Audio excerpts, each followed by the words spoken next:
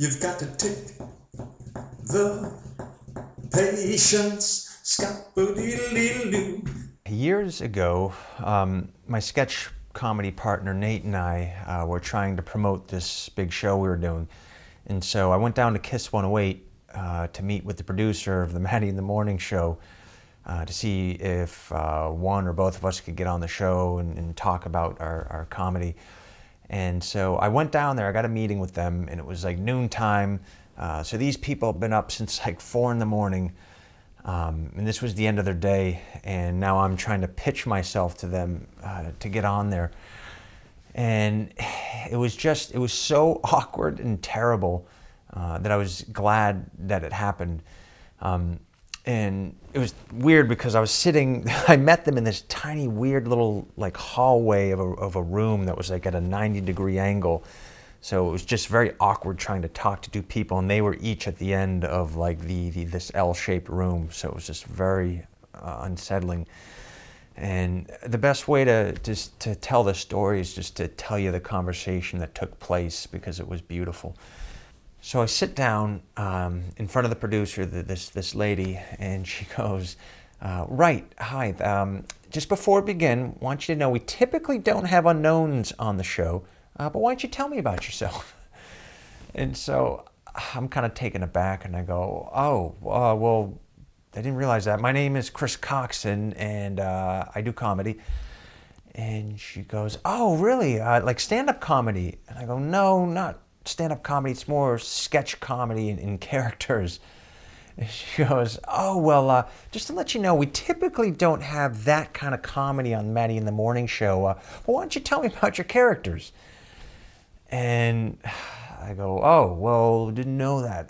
Well, my first character is this guy, Rips, and he walks around with a 2x4, and he talks about his big guns or his arms, and he's got a sleeveless workout shirt on and a weight belt, and he's always talking about the weird stuff that he likes to lift, like air conditioner units and televisions, and I just think Maddie would have a real blast with this guy."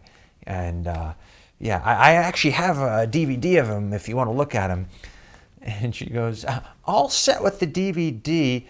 And then I go, "Oh, wait, no, I forgot to tell you that the 2x4's name is Linda."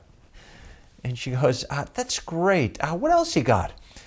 So then I start to tell her about another character, and I'm like, "Oh, I got this other guy, Barry Tattle. And Barry is like this, he's a love guy, and audiences really seem to like him. And he's from Bermuda, and he seduces the audience with love. And I think Maddie and him would have just hit it off really well." And she goes, "Oh, that's great. What else you got?"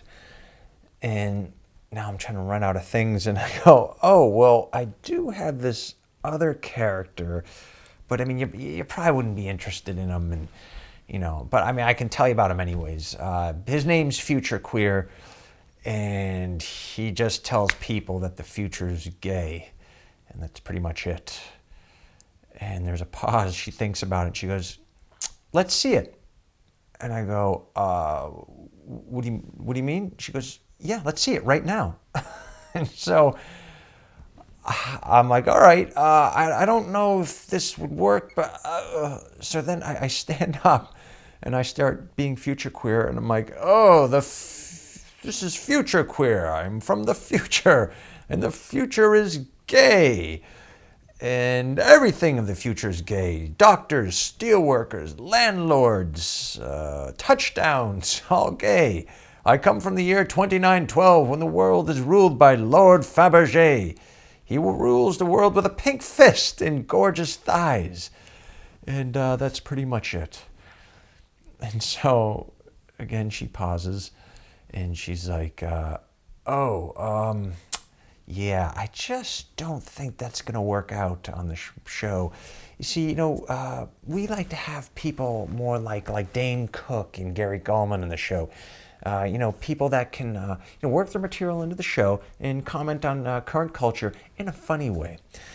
And, I just don't think that Future Queer would feel at home at Maddie on the Morning show."